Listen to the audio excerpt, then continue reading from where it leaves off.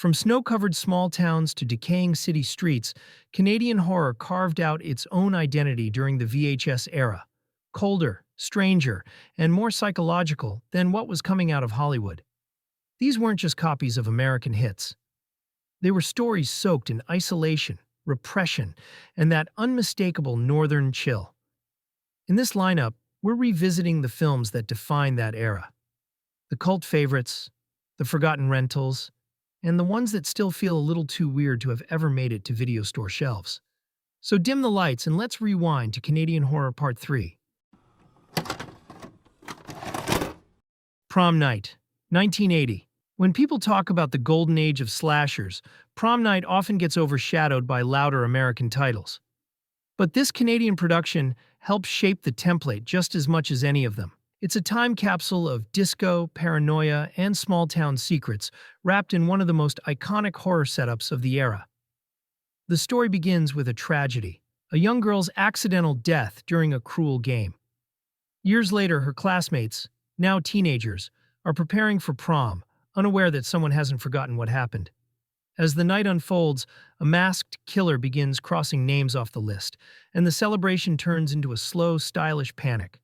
Jamie Lee Curtis headlines the cast, fresh off Halloween, and she grounds the movie with real charisma. But what makes Prom Night stand out is its atmosphere. Director Paul Lynch leans heavily on suspense and misdirection rather than gore, and the result feels more polished and moody than many of its American peers.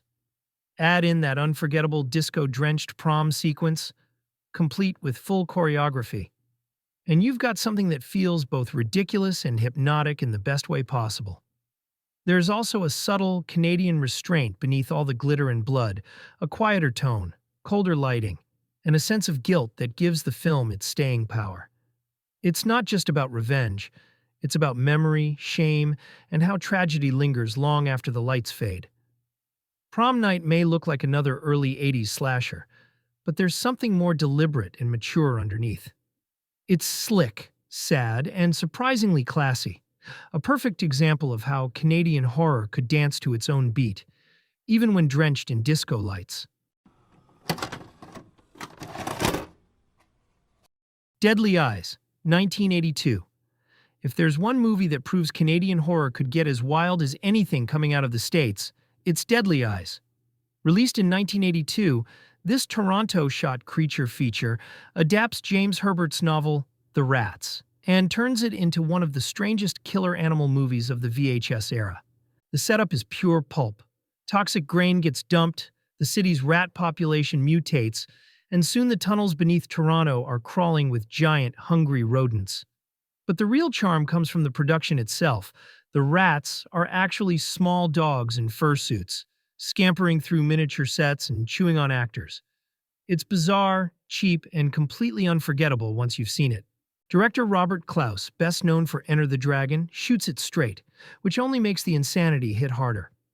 The tone bounces between eco-horror and soap opera, with city officials covering up deaths while the body count rises. It captures that perfect early 80s energy where horror didn't have to make sense. It just had to move. There's also something very Canadian about the setting. Subway systems, winter coats, and a kind of urban claustrophobia that gives the whole movie an odd, authentic atmosphere. Deadly Eyes, also known as Night Eyes or simply Rats, may not be elegant, but it's unforgettable. A mix of cheap effects, weird sincerity, and VHS-era absurdity that could only have come from Canada. The kind of film that makes you laugh, squirm, and immediately want to tell your friends, "You're not going to believe what I just watched." Black Christmas, 1974. Long before slashers were a formula, Black Christmas wrote the blueprint and made it terrifying.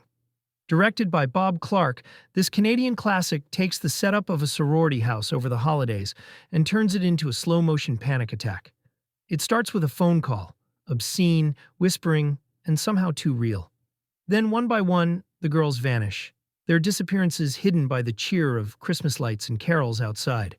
Margot Kidder, Olivia Hussey, and John Saxon headline a cast that feels lived in, and the film's grainy cinematography makes every shadow inside that house feel colder than the snow falling outside.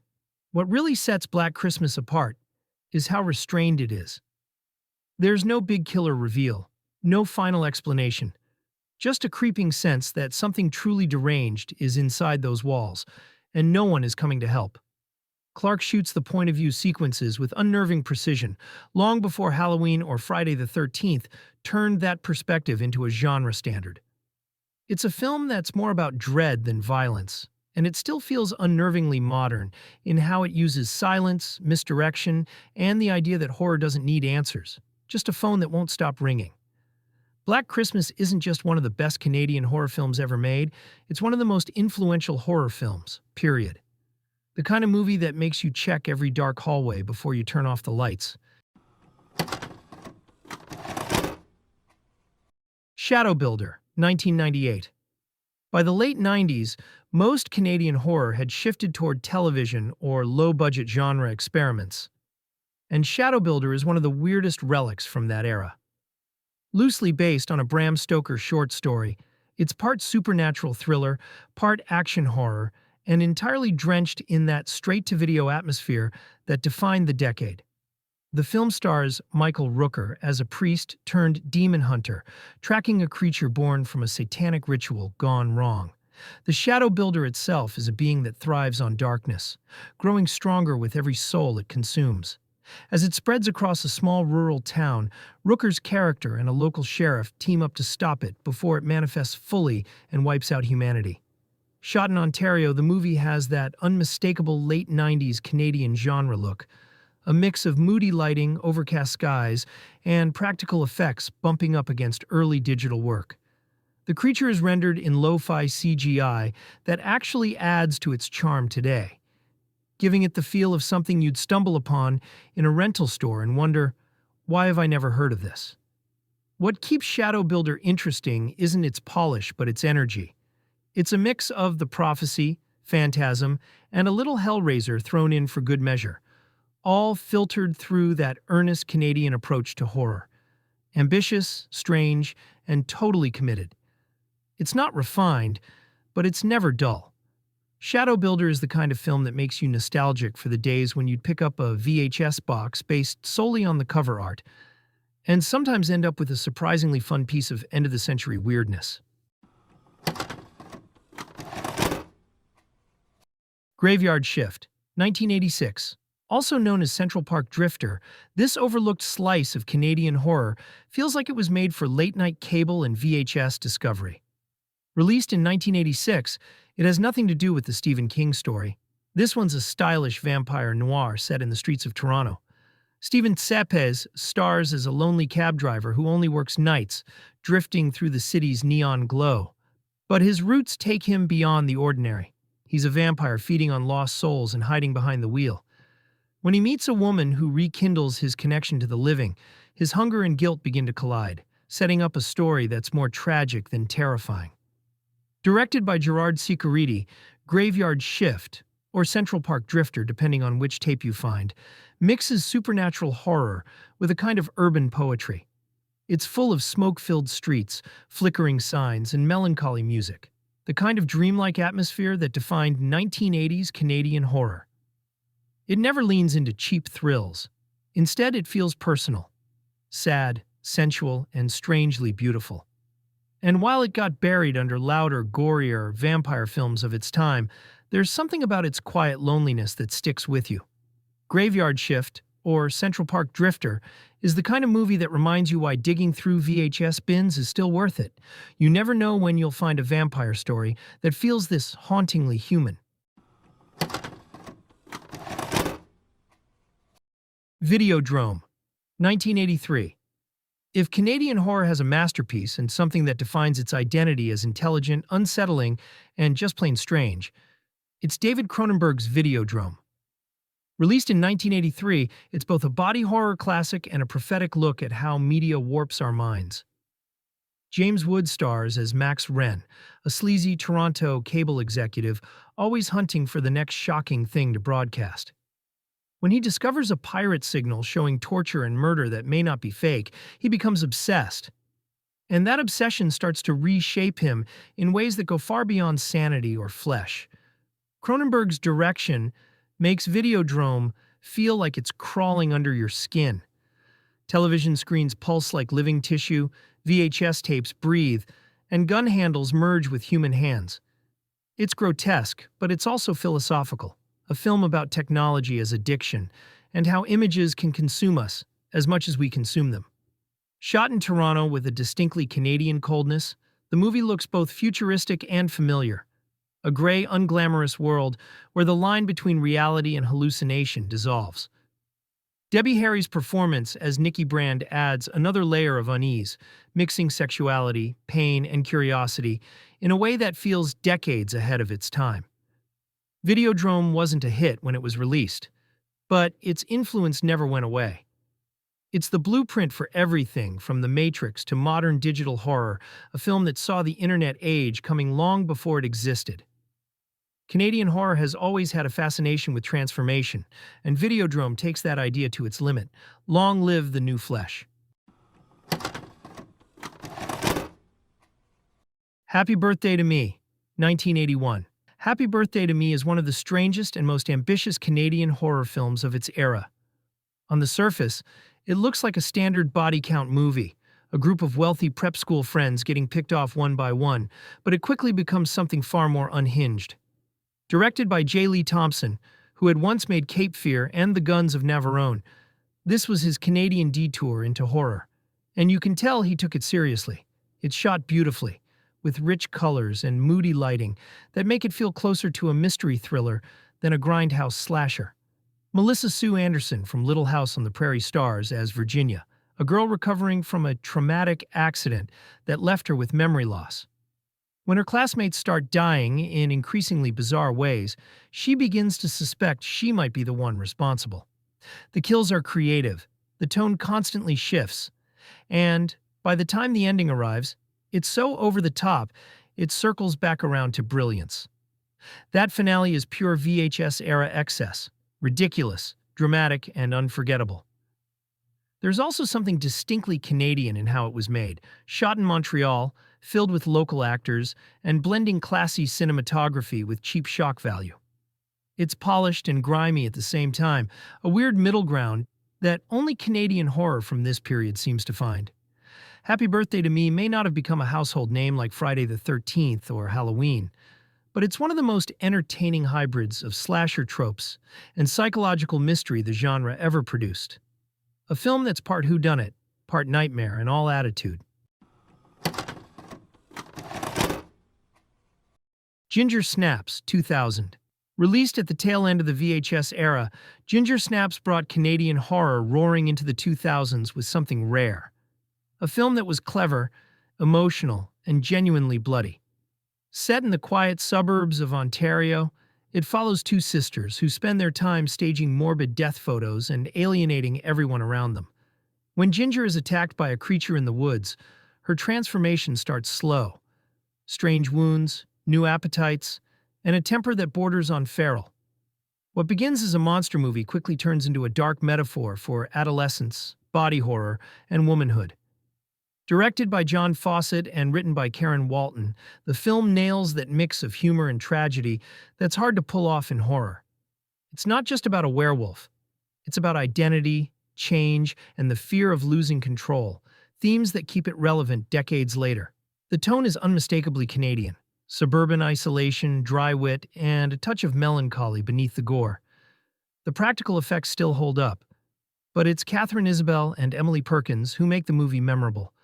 Their sister dynamic feels painfully real even as the story goes full creature feature. Ginger Snaps is one of those rare late-era horror films that bridges generations.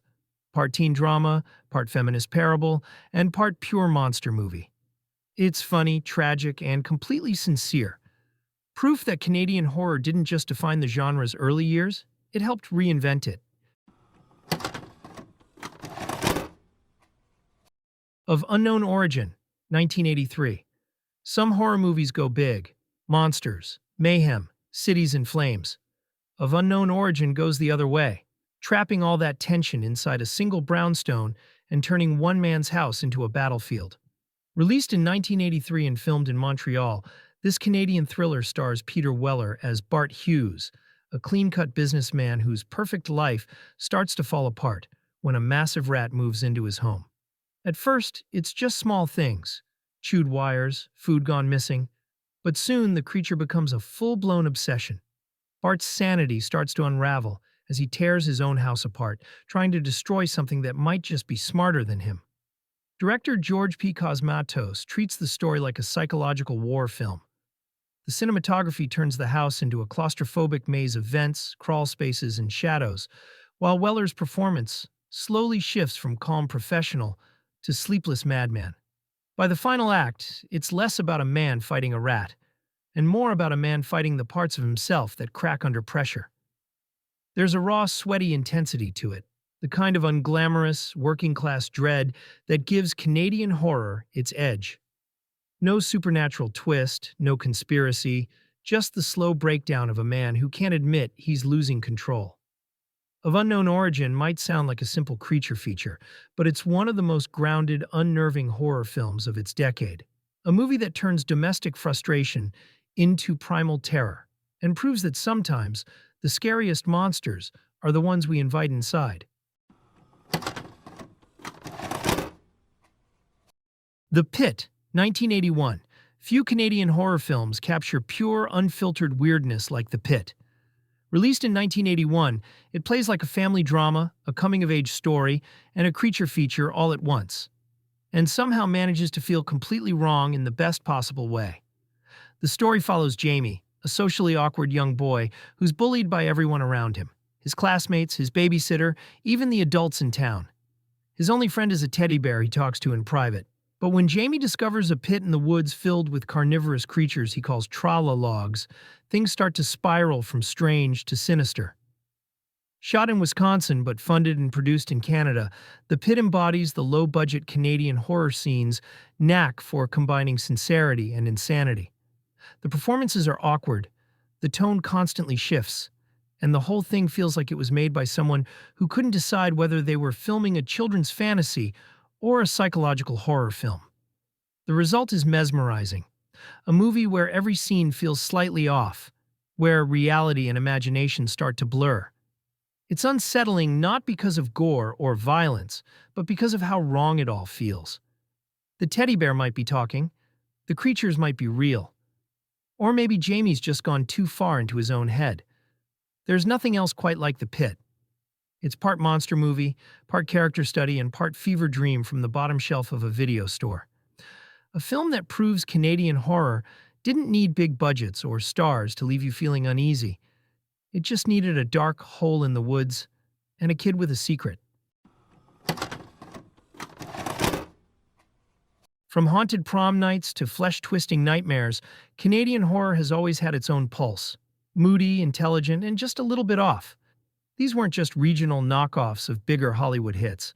They were stories built from long winters, small towns, and filmmakers who weren't afraid to get weird.